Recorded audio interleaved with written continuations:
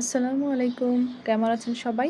আজকে আমি আপনাদের সাথে শেয়ার করব খুবই মজার এবং হেলদি একটি ডেজার্ট বা পুডিং রেসিপি বলতে পারেন। এটা হচ্ছে ডাবের পুডিং। দেখতে যেমন সুন্দর, খেতেও কিন্তু অনেক বেশি মজা হয়েছিল। এই গরমে আপনিও বানিয়ে নিতে পারেন ঠান্ডা ঠান্ডা ডাবের ডেজার্ট বা ডাবের পুডিং। চলুন রেসিপিটি শেয়ার করা যাক।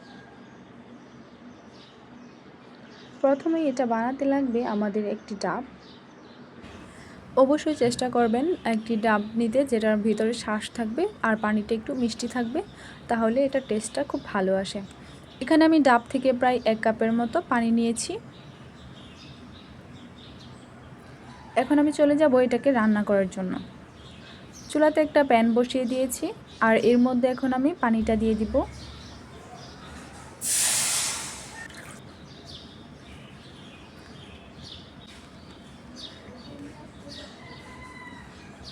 এখন আমি এর মধ্যে দিয়ে দিব প্রায় 1/3 কাপ পরিমাণ চিনি। এখানে আপনারা চিনি কম বেশি করে দিতে পারেন। তারপর আমি চিনিটাকে খুব ভালোভাবে গলিয়ে নিব। এখন আমি এর মধ্যে দিয়ে দিচ্ছি এখানে আগার আগার পাউডার। এখানে আমি হাইকো ব্র্যান্ডের আগার আগার পাউডারটা ব্যবহার করছি।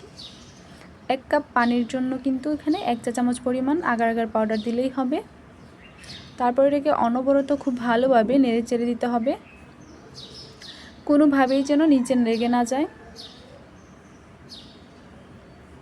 কিছুটা সময় এটাকে নেড়ে চেড়ে আমি নামিয়ে নিব। দেখতে পাচ্ছেন এটা কিন্তু জমে যাচ্ছিল।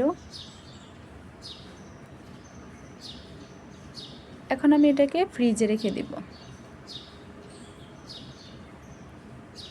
আর ফ্রিজে রাখার পরে কিন্তু এটা অনেক সুন্দরভাবে জমে যাবে।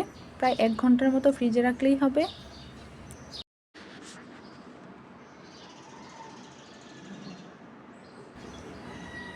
এখন আমি সার্ভ করে আপনাদেরকে দেখিয়ে দিচ্ছি।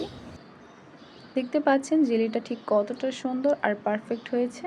আপনারা কিন্তু এটাকে যে কোনো শেপ দিয়ে নিতে পারবেন, তবে অবশ্যই চেষ্টা করবেন ডাবের পানিটা যেন একদম মিষ্টি থাকে। এখন আমি উপরে একটু গুঁড়ো দুধ দিয়েছি। আপনারা চাইলে এখানে আইসিং সুগার ব্যবহার করতে পারেন।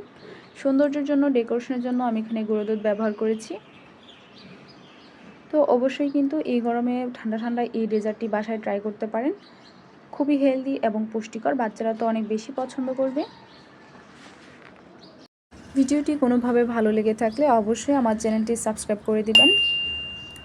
তো আজকের মতো এখানে শেষ করছি। ধন্যবাদ সবাইকে।